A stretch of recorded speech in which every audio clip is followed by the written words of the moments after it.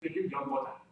그래서 매주일 연보 빈손으로 보이지 말라고 했으니까 또 하고 11조 떼서 놔뒀다 주일날 하나님께 드리면 되고, 또 작정연보도 마찬가지입니다. 작정연보 1년 돼서 내려면 힘들어요. 그러니까 아예 미리 다 준비 떼놨다가 그 때 되면 내는 하나님께 드리는 거예요. 더 주시면 더 드리고. 하여간 이렇게 예수님은 헌금하는 것을 다 보고 계신다는 것. 그런데 2절에 또 어떤 가난한 과부가 거기에 두렙돈을 넣는 것을 보셨다. 얼마 하는 것까지 다 보시는 주님이세요.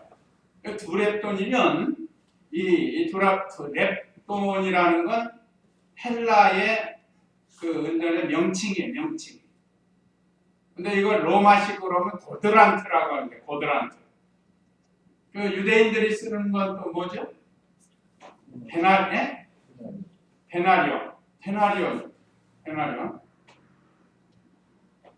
일단 세계를 쓴단 말. 지난번에 우리 배웠죠. 그 로마 황제가 가이사의 화상이 그려진 데나리온을 가져와가지고 그걸 가지고 성전에 바치면 안 되니까 그걸 세겔로 바꿔서 유대인들이 쓰는 돈으로 하는 거예요. 이 로마 황제가 그려져 있으니까 싫다는 거예요. 유대인들이. 어쨌든 이렇게 각 나라마다 돈의 명칭이 다른데, 여기 렙돈은 그 시대 헬라 사람들이 쓰는 돈의 명칭입니다. 그런데 두렙돈이면 굉장히 작은 돈이에요. 우리나라 돈으로 하면, 요즘으로 하면 한 1,000원이나 될까? 그렇게 작은 돈이에요. 그걸 예수님이 보셨습니다. 그런데 3절 읽어보세요. 3절. 예수께서 말씀하셨다. 내가 진정으로 너희에게 말하니 이 가난한 과부가 모든 이들보다 더 많이 넣었다. 예, 인정해 줬어요. 누가 인정받은 거예요? 부자가 인정받은 게 아닙니다. 그러면 돈이 적게 냈다고 인정받은 게 아니에요. 그 과부는 가난한 사람인데 자기에 있는 모든 것을 바친 거예요. 돈이 액수가 많고 적은 간에 자기에게 주신 은혜대로 힘대로 드리는 거예요. 그래서 예수님께서 연보하는 방법을 여기 가르쳐주고 계십니다.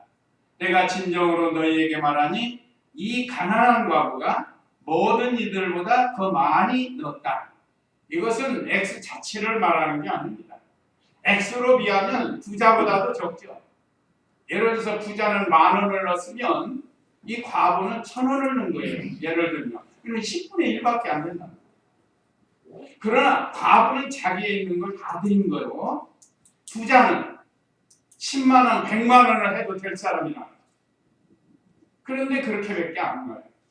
그래서 예수님께서 과부의 연보를, 헌금을 칭찬을 하시고 인정을 해준 겁니다. 그러니까 돈의 액수가 문제가 아니고, 사람이 경제가 다 다를 수 있잖아요. 어떤 사람은 월 수입이 200만 원, 300만 원 될 수 있고, 어떤 사람은 100만 원 될 수 있잖아요. 거기에서 최선을 다하는 거죠. 그것은 하나님께 어떠한 마음과 어떤 사랑을 가지고 있는가를 이 헌금을 통해서 가르쳐주는 겁니다. 이게 믿음의 열매예요. 결국은 이것도 믿음 쓰는 열매입니다. 연보도. 그 열매라고 그랬어요. 그래서 예수님께서 과부의 헌금을 인정해 주신 겁니다. 다른 사람들은 풍부한 가운데서 그 일부를 넣지만 과부는 참 빈궁한, 가난한, 그 어려운 가운데서도 그 생활비를 다 넣었다고 볼 수 있다. 그러니까 우리가 헌금할 때 부득이함이나 인색함으로 하면 안 된다. 그래서 헌금에 대해서는 제가 자주 이렇게 설교를 못 하는데, 이렇게 말씀이 연결이 되면 이제 하는 거예요. 우리 성도들께서도 헌금을 부득이함이나 인색함으로 하지 말고 하나님 은혜에 감사해서 하나님을 사랑하는 마음으로 내게 주신 것에 힘껏 드리라고 우리가 지난 신명기에서도 말씀을 통해서 배웠습니다. 이제 중요한 것은 모든 것이 다 하나님의 것이에요. 하나님이 거둬가시면 아무것도 할 수 없습니다. 우리 생명 오늘 밤 가져가면 어떻게 하겠어요? 어리석은 부자한테 말씀하셨죠? 그때는 더 하고 싶어도 못하는 기회가 없습니다. 그러니까 기회 있을 때 하나님이요. 추수감사절, 성탄절, 부활절, 특별 연보할 때도 좀 특별히 좀 더 해야죠. 어린이 용돈 주듯이 용돈만큼 그렇게 하면은 안 된다 이거예요.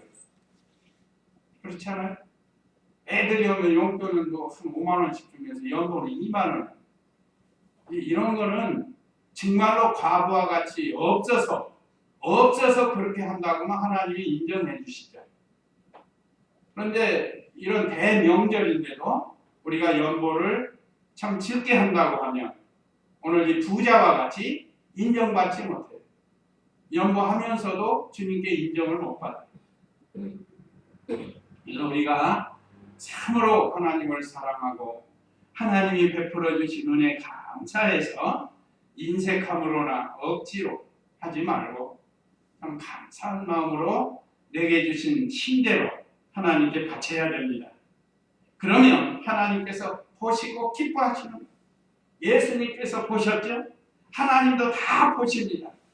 그래서 그 드린 예물을 받으시는 거예요. 하나님이 받으시는 거예요.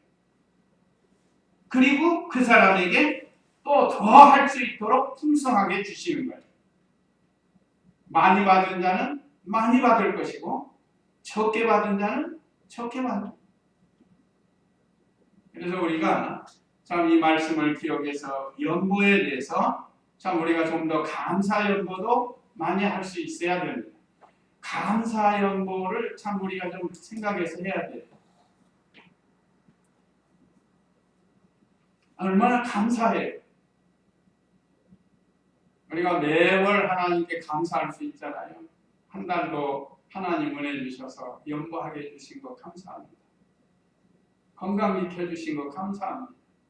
감사할 수 있어서 감사합니다. 그렇게 하나님 앞에 감사 연보도 해야 되는 겁니다. 주일 연보, 감사 연보, 11조, 그 외에 작정 연보 그런 것 연보는 우리가 힘써서 해야 될 것을 우리에게 가르쳐 주셨습니다. 자, 이제 5절에서 6절은 성전이 회파될 것을 말씀하셨습니다. 5절 읽어보세요. 어떤 이들이 아름다운 돌들과 봉헌물들로 꾸며진 성전에 대하여 말할 때 예수께서 말씀하시기를 너희가 바라보는 이것들이 돌 하나도 돌 위에 남지 않고 다 무너질 날이 올 것이다 라고 하셨다. 예.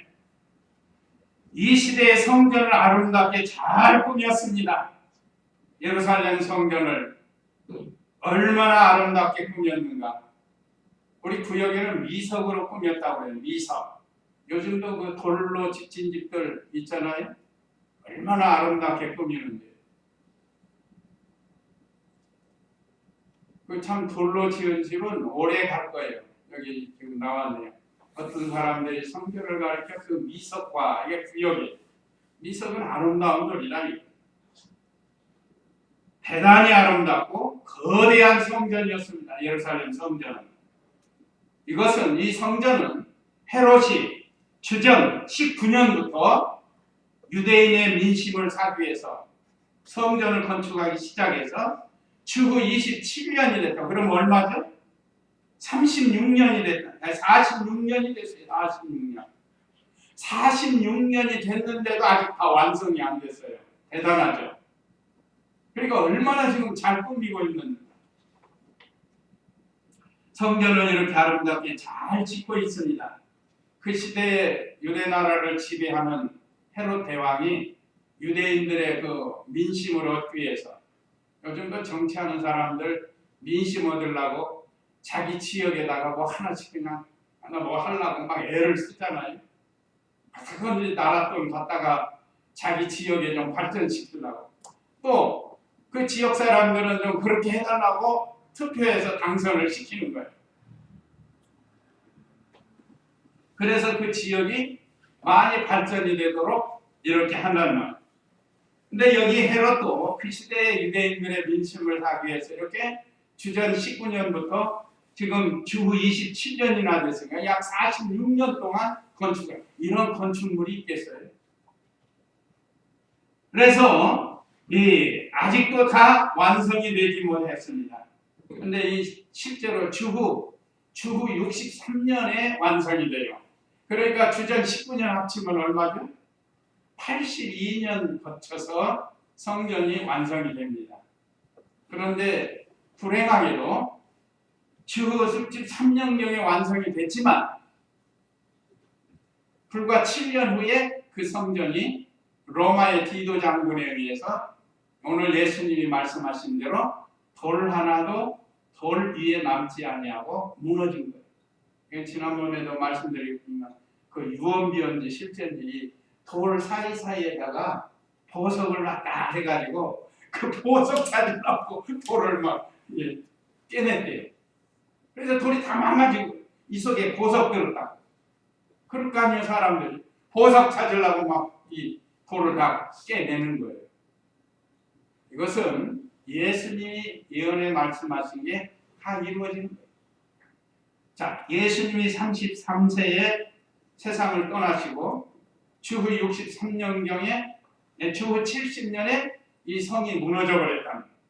그러니까 불과 이 33세 60대 70년이니까 37년 후에 다 무너진 거예요. 이거 예수님이 예언하신 말씀이 37년 후에 실제로 이루어졌다.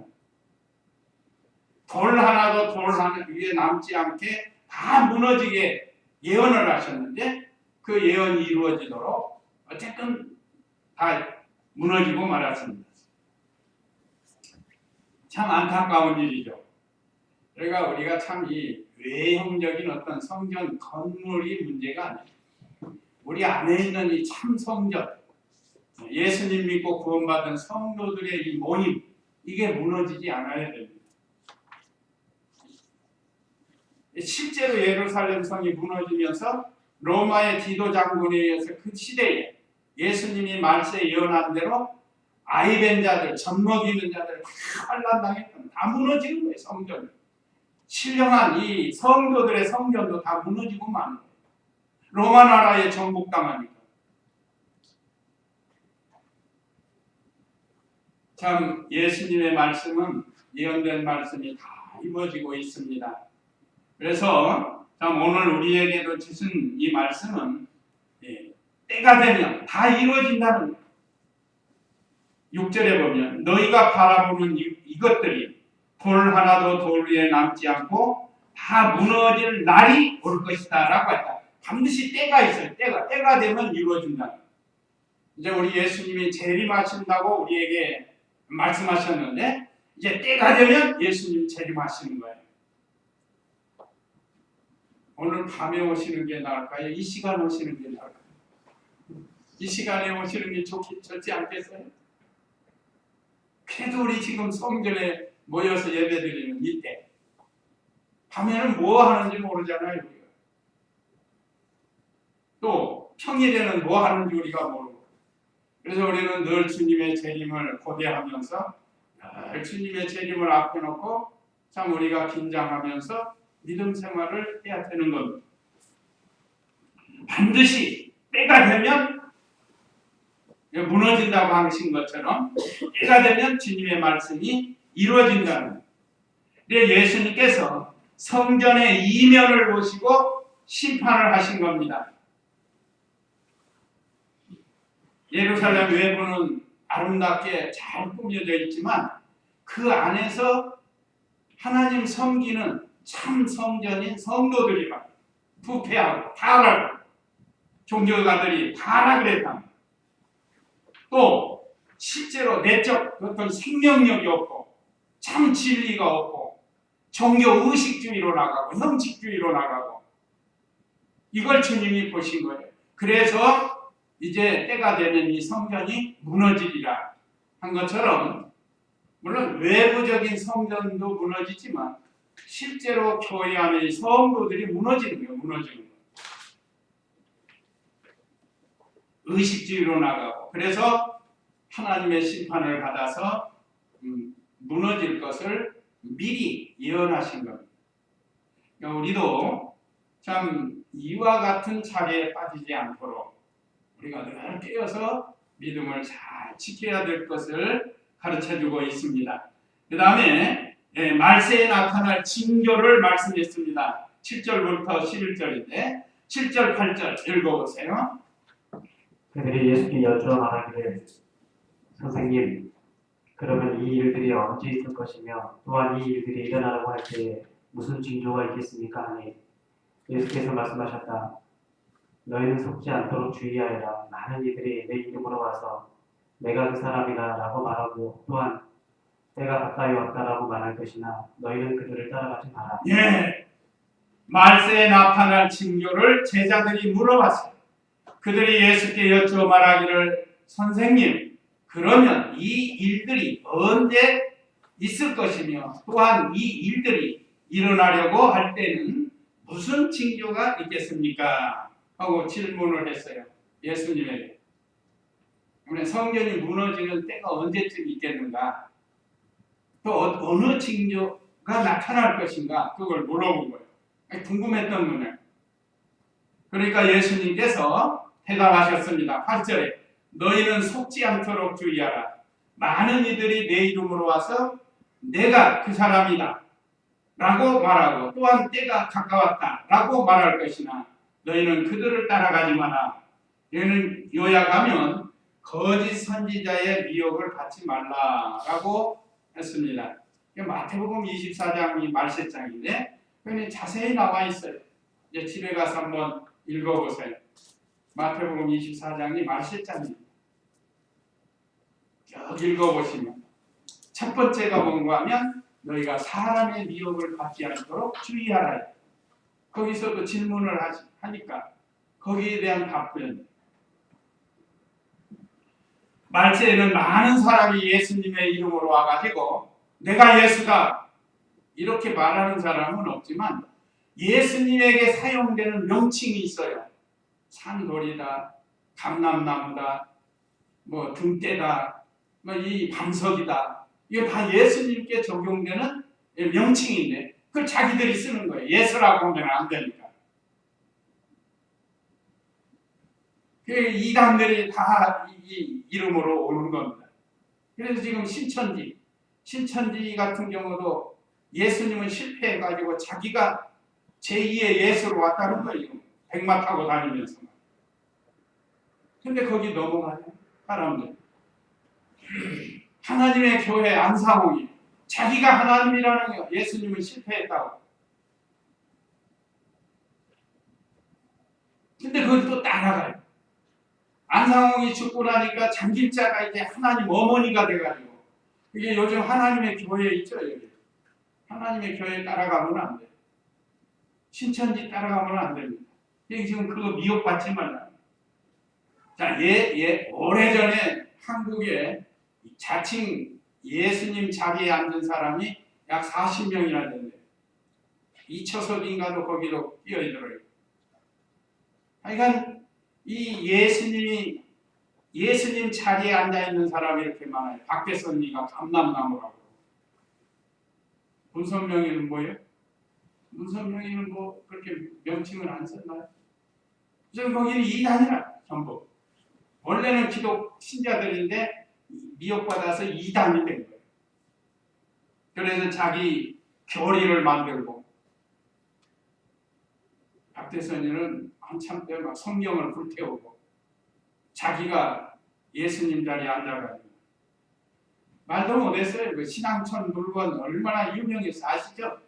스타킹으로부터 시작해서 빨래 빌고 뭐 비누 같은 거 나오고 속옷 다 나오고 그 장사해가지고 그 돈 착취한 거예요.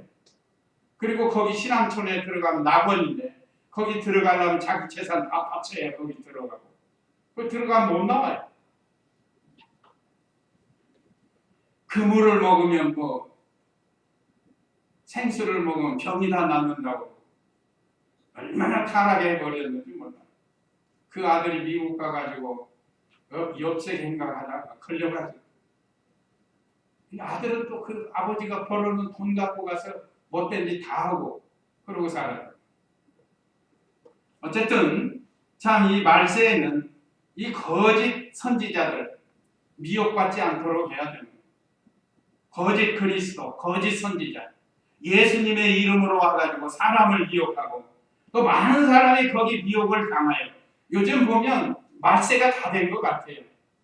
신천지에 미혹받아서 가는 사람 많아요. 우리 성도들은 잘 배워가지고 그거 아니라고 분명히 해서 미혹받지 않았지만 그래도 우리가 깨어있지 않으면 안 돼요. 그럴 땐 신비주의에 빠지고 이단, 사이비 이런 단체들이 많이 나와서 우리 성도들을 미혹하는 거예요. 그러므로 이러한 것들은 악한 거예요. 악한 거. 가까이 하지 말아야 돼요. 우리 아파트 옆에 대한예수교 장로의 다음 교회라고 지금 그 바로 감리교가 있는 옆에다 딱 붙여가지고 하나 만들어놨어요. 그 보니까 거의 무슨 선교 단체이면서 구제, 봉사 여기에 막 아주 힘을 쓰는 그런 교회인 것 같은데 확실히는 잘 모르겠지만 어쨌든 참 이 거짓 선지자의 미혹을 받지 말라. 말세의 특징 중 하나가 이런 일이 많이 생기는데 지금 이 시대가 바로 그런 것 같아요. 우리가 이런 데 미혹받지 않도록 바로 서야 되겠습니다. 또 말세의 징조 9절 10절 읽어보세요. 너희가 전쟁들과 박성들에 대해 들을 때 두려워하지 마라. 이 일들이 먼저 일어나야 하지만 곧바로 끝은 아니다. 또 그들에게 말씀하셨다. 민족이 민족을 대적하여 일어나고 나라가 나라를 대적하여 일어날 것이며 또한 곳곳에 큰 지진들과 기근들과 전염병들이 있을 것이며 무서운 일들과 하늘로부터 큰 표적들이 있을 것이다. 이거 이제 두 번째는 전쟁, 민족, 폭동 이런 것이 일어난다고 했습니다. 자, 9절에 보면 너희가 전쟁들과 보세요. 지금 내전이라는 게 있습니다. 내전. 자기 나라 사람들끼리 싸우는 거예요. 흑여도들은 뭐 순위파 무슨 파하고 싸우고 우리나라는 남북으로 지금 공산주의 민주주의 하면서 싸우고 이게 민족이 민족과 싸우는 거예요. 또 나라와 나라끼리 전쟁하는 거. 요즘 그런 건 좀 드물어요. 요즘은. 그렇죠? 나라와 나라끼리 전쟁하는 거 많이 사라졌어요. 근데 민족적인 전쟁만 그건 비참해요. 이라크 같은 거 보면 수십 년 동안 전쟁하니까 성한 사람이 한 50%나 될까 60%나 될까 나머지는 전부 전쟁에 폭탄 맞고 총탄 맞아가지고 불구자들이만 이게 얼마나 안타까워요. 고아가 많고 먹고 살기 힘들고 그 나라가 참 이렇게 지도자 잘 만나서 정치를 잘했으면 쿠웨이트나 사우디아라비처럼 한 잘 먹고 잘 살 텐데 지도자 잘못 만나면 이렇게 돼요. 우리 지금 이북도 마찬가지예요. 공산주의 지도자들을 만나니까 같은 민족이 저렇게 어렵고 살겠네. 제일 중요한 신앙생활 바로 못하고. 그러니까 이건 말세의 징조 중인 하나는 폭동, 데모가 많이 일어나고 또 그 밑에 보면 민족이 민족을 대적하고 나라가 나라를 대적하는 이 전쟁이 끊임이 없어. 이건 참으로 비참한 겁니다. 인류 사회에서. 가정에서도 부부가 매일 싸우는 부부가 있어요. 그건 전쟁이에요. 전쟁. 가정의 전쟁이. 그러면 그 집이 어떻게 했어요? 그 자녀들이 어떻게 되겠어요? 맨날 부모가 만나면 욕하고 싸우고 술 먹고 이게 평화로운 가정이 아니에요. 이 평화는 가정, 교회, 또 국가가 이렇게 평화로워야 행복한 나라가 되는 겁니다. 하나님 잘 섬길 수 있고 싸우고 다투고 예배 드리려면 어떠죠? 편치가 않아요. 그러니까 우리가 이 마귀로부터 오는 이런 싸움이 없어야 돼. 가정에서부터 자녀를 생각하고 나가서 하나님 생각하고 참 우리가 참 성도로서 이런 일이 없어야 됩니다. 그렇게 되도록 우리가 서로 힘을 써야 돼요. 이 얼마나 안타까운 일, 민족이 민족을 대적하고 나라가 나라를 대적해서 싸운다고 하면 거기 사는 백성들은 어떻게 되겠느냐. 이것이 말세 징조 중에 두 번째. 그럼 세 번째는 뭔가? 11절에 또한 곳곳에 큰 지진들과 기근들과 전염병들이 있을 것이며 무서운 일들과 하늘로부터 큰 표적들이 있을 것이다 했습니다. 지진, 지금 이번에 우리나라 지진이다. 이전에 이란과 이라크 사이에 저 지진이 나가지고 뭐 한 500명, 600명 죽지 않았어요. 죽은 사람은 차라리 편할지도 몰라요. 우리가 예수님 믿고 죽으면 하늘나라 가니까 차라리 편할지도 모릅니다. 그런데 어디 다치거나 또 집이 다 무너져서 망해버렸거나 그러면 얼마나 살기가 또 힘들어요. 지금 포항도 상당히 그 지역 사람들은 두려움에서 떠는 거예요. 계속 여진이 오니까 여기까지는 느끼지 못하는 거예요. 뭐 2도, 3도 이 정도는 못 느껴요. 5도 때 우리가 느낀 거죠. 여기도. 근데 그때는 우리나라 거의 전국이 다 느낄 정도니까. 이 지진이 깊은 데서 일어나는 건 좀 피해가 덜한데 이 얕은 데서 마치 바다에 파도가 치는 것처럼 이렇게 치면 이제 쑥대밭 되는 거예요. 이런 일이 언제 일어날지 우리는 알 수 없어요. 이건 하나님의 때가 되면 있을 수 있다는 거예요. 그렇기 때문에 우리는 이런 일이 일어나지 않도록 늘 기도하고 죄를 멀리 해야 돼요. 죄를 멀리. 소돔 고모라 멸망하는 거 보세요. 거기도 지진과 불로 멸망을 당한 거예요. 말하자면. 백두산 화산이 지금 꿈틀꿈틀 한다고 안 그래요? 하도 그 핵실험 해가지고. 그런 거 보면 두려울 만한 일이죠. 그런데 뭐라고 했어요? 예수님께서? 두려워하지 말라는 게 두려워하지 말라는 거예요. 우리는 이런 일들로 인해서 두려워할 게 없습니다. 얘는 하나님의 뜻대로 하나님의 때가 되면 언제 어디서 무슨 일이 일어날지 모르지만 우리는 두려워하지는 말아야 돼요. 그냥 두려워하지 말고 뭐 해야 되겠죠? 주여, 주여, 그저 주여 이 한마디만 간절하게 부르짖는 거예요. 주여, 불쌍히 여겨라.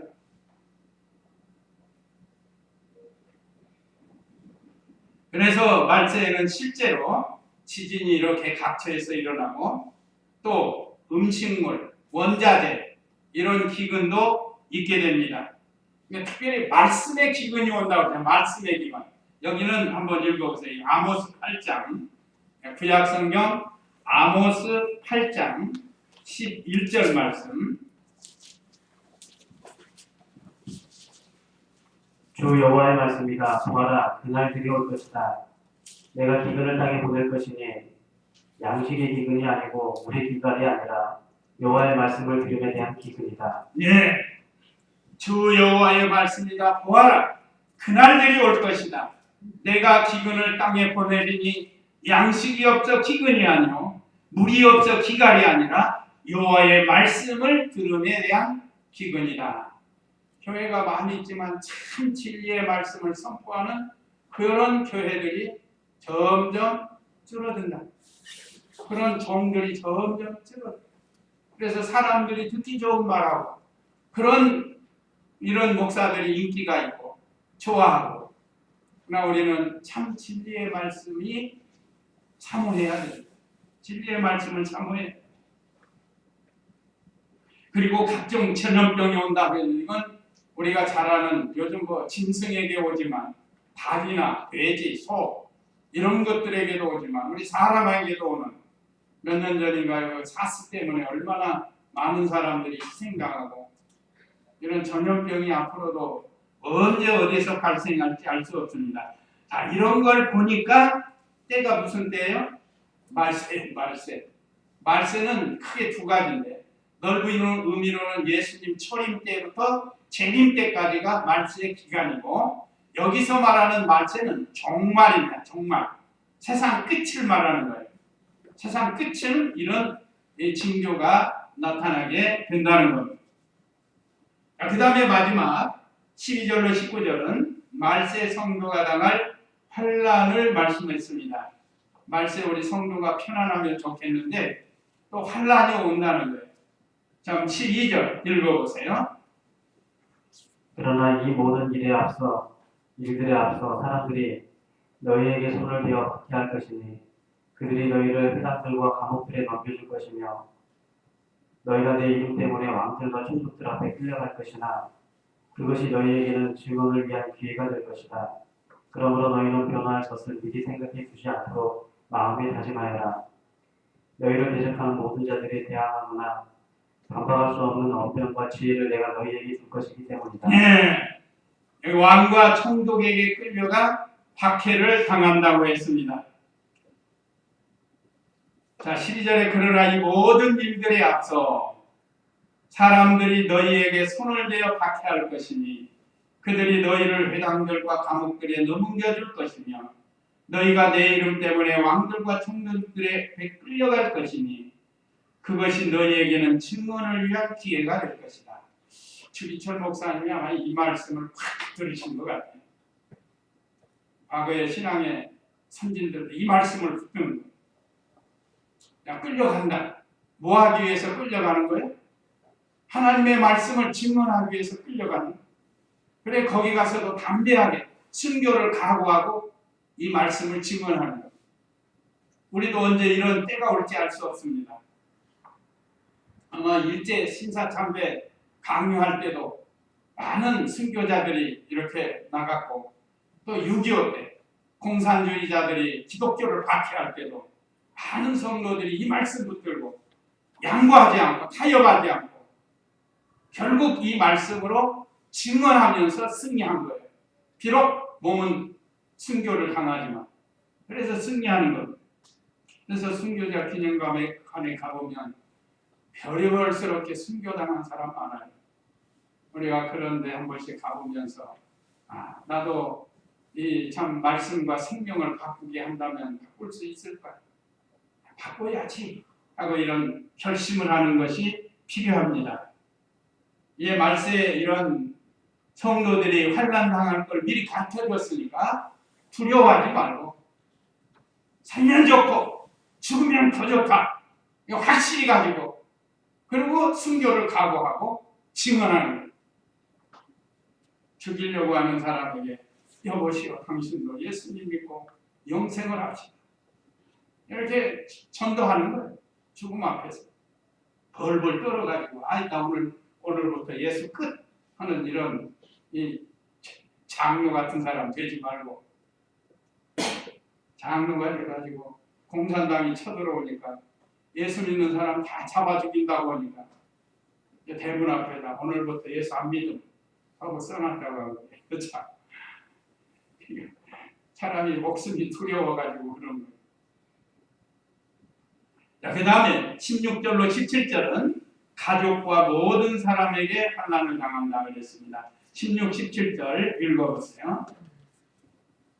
그러나 부모와 형제들과 친척들과 친구들이 너희를 넘겨줄 것이며 그들이 너희 중 몇몇을 죽일 것이다. 또 너희는 내 이름 때문에 모든 이들에게 미움을 받을 것이다. 가족들과 모든 사람들에게도 미움을 당한다고 그랬습니다. 지금도 그런 분들이 있어요. 지금도 예수님 믿는다고 남편이나 또는 친척이나 또 부모나 시집이나 친정이나 이런 데서 미워하는 사람, 미움 당하는 말세에 당하는 성도의 환난이에요. 그걸 잘 견뎌야 돼요.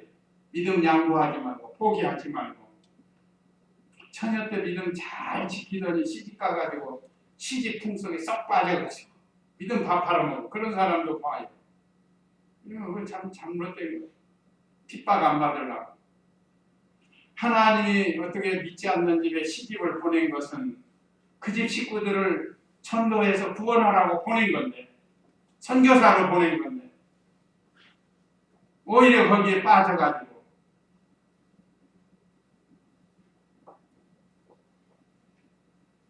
자, 그러나 우리가 믿음 지키려고 하다 보면 그러나 부모와 형제들과 친척들과 친구들이 너희를 넘겨줄 것이며 그들이 너희 중 몇몇을 죽일 것이다. 또 너희는 내 이름 때문에 모든 이들에게 미움을 받을 것이다. 아까 말씀드린 6.25 때나 일제시대 때나 많이 미움받고 그런 거예요. 이걸 우리는 각오하고 살면 좋고 죽으면 더 좋다 하는 이런 믿음 가져야 돼요. 그래서 마지막 18절 19절 읽어보세요. 그러나 너희 머리카락 하나도 상하지 않을 것이니 너희 인내로 너희 생명을 얻어라. 예, 잘 믿음 지키고 승리하면 생명을 얻는다고 했습니다. 이 생명은 영원한 생명. 그래서 이 썩을 생명, 죽을 생명을 가지고 영원한 생명으로 바꿔가라는 거예요. 또 하나님께서 우리의 머리카락 하나도 상하지 않게 해주신다고 했습니다. 그러니까 우리가 신앙을 양보하면 안 돼. 살 것 같지만 죽고 죽은 것 같지만 사는 것. 우리 죽어야 산다는 이 책자도 있죠. 죽어야 산다. 그러니까 우리 기독교인은 죽어야 사는 거예요. 그래서 세상과 타협하지 않으면 하나님 말씀으로 잘 승리하면 그 머리카락도 상하지 않도록 여기 생명을 얻는다는 건 생명이 자라나는 거예요. 영원한 생명으로 자라나게 해주신다는 겁니다. 한번 다니엘 3장 26절에서 27절 한번 읽고 마치도록 하겠습니다. 다니엘 3장 26절로 27절 머리카락 하나도 상하지 않게 해주십니다.